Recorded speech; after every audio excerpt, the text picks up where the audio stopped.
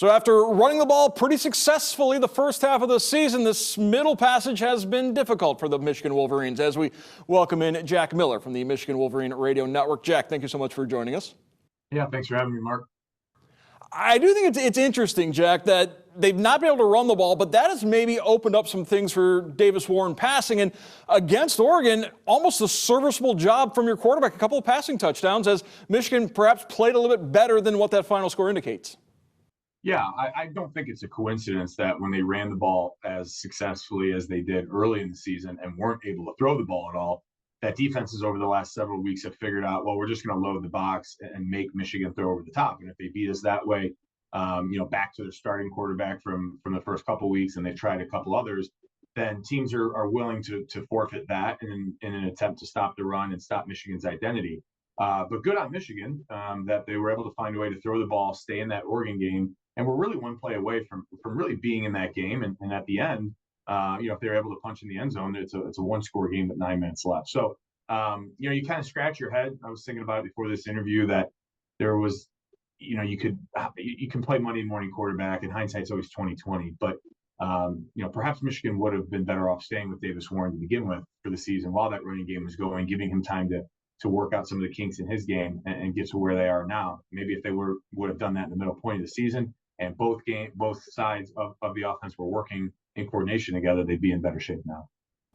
How concerned are you with the morale of the team? Because let's face it, the last couple of years, there's been a lot of success. This year, there's been a lot of struggles. Is there a concern about losing the team? Because there are still some things to play for this season. Yeah, there are. Honestly, it's not a huge concern of mine right now. I think that they were able to go out 2 weeks ago and get a good win over the rival Michigan State, took care of business there, and played a better football game, albeit not perfect by any stretch. Good for them, and better for what they had been doing the prior few weeks. They played efficient, no turnovers, no penalties in that game. Played solid football. They didn't make mistakes. They didn't give the other team an opportunity. And then this past weekend, the best team in the country comes in and ends up beating you by a wide margin. But they had their moments in that game where they were right there. They did some things, again, not up to standard at Michigan, but they did enough things out there to be competitive for a decent majority of that game and showed some flash. But the biggest part of both of those games was that they showed a lot of fight and they showed a lot of grit. They didn't quit. To your point, Mark, it'd be easy at this point in the season with everything else seemingly, your big goals going away about a Big Ten title and a college football playoff run. It'd be easy for guys to pack it in, but I have not seen that from this team. Not against Oregon, not against Michigan State. And now they're going to have another big test, an Indiana team that feels really good and is playing really good. You got to go to their home environment. And boy, they'd love nothing more than to knock Michigan off as well and take back some revenge for years of that game being lopsided. So we'll see. I don't think that they've shown signs of that yet, but it certainly is out there. And it's going to be a really important tell, I think, as far as what that program is really made of, what that coaching is, what the buy-in from the locker room is with this coaching staff. We're going to see a lot of that on display in the next few weeks.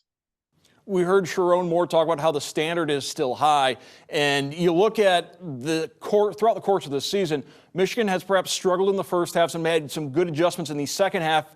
And when you ask the team about it, they say, that the energy is there, the focus is there. It's just the details and execution. That's what we've talked about all season long, is getting those details and execution correct. And I guess it's a little frustrating that they were able to execute against Michigan State, but then that same level of execution wasn't there against the Ducks. Well, you got to remember the talent pool on the other side of the field is in a different weight class. I mean, that Oregon team is lethal. Their offense makes you defend every blade of grass on that field, and the minute you sell out to stop one thing, they're just talented enough. They'll find the next guy doing something different and be able to expose you there. And then that defense, big, strong, fast, physical. And we've seen now Dan Lanning do unique things against Michigan last week with that punt formation. And then with Ohio State with 12 men on the field, they're really, really well coached too. So is the level of execution and detail where it should be for Michigan? No, absolutely not. But it did look stronger against the Michigan State team that doesn't have nearly the amount of workhorses that Oregon team does as the number one team in the country. Michigan goes from one undefeated Big Ten leader to the other undefeated Big Ten leader, the Indiana Hoosiers. But the talent level between Oregon and Indiana is not the same, as the Hoosiers have had a remarkable turnaround with first-year head coach Curt Cignati, and he's really hit the transfer portal hard and brought in a lot of his players from James Madison, the quarterback he brought in from the Ohio Bobcats. The Indiana story is maybe becoming the story of the college football season. Yeah, I've got to be honest with you. It's been fun to watch, and certainly hoping the Wolverines can go down there and get a win this weekend. But whether they do or they don't, I'm pulling for the Hoosiers because I think that is. I haven't exactly liked what has happened in college sports over the last several years with transfer portal and NIL. I'm not saying I'm against it. I think there is a better way to do it that nobody seems to want to take the initiative to do right now.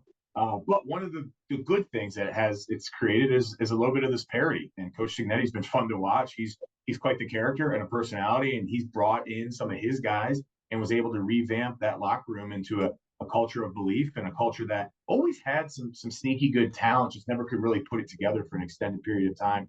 They've done that, and Michigan's going to have their work cut out for them to go into that environment. Bloomington is going to be as raucous as it can be. It's certainly not one of the premier college football venues, but they got that place believing right now, and they're firing on all cylinders. Michigan, for the second week in a row, gets to go play spoiler, and that's a spot that's very unique to Michigan right now, given the success that they've had the last couple of years. But it's one that they should embrace because when you're in the situation they're in right now, you got to try to finish this year strong. You got to play for pride. You got to play for the person next to you and the winged helmet and the name on the back of your jersey as well. And you just got to shift that mindset now to, hey, we get to go spoil somebody's day instead of people looking to spoil ours. It's a unique thing. It's a new thing for Michigan at the moment. But that's the mindset that those guys have to have when they go down to Bloomington this weekend. All time, Michigan has dominated the Hoosiers. 62 victories, just 10 losses against Indiana. Last time they lost to the Hoosiers, 2020, the pandemic season. Before that, you have to go all the way back to 1987. I want to thank our guest, Jack Miller from the Michigan Wolverine Radio Network for joining us. Jack, once again, thank you so much. Thanks, Mark. Go Blue.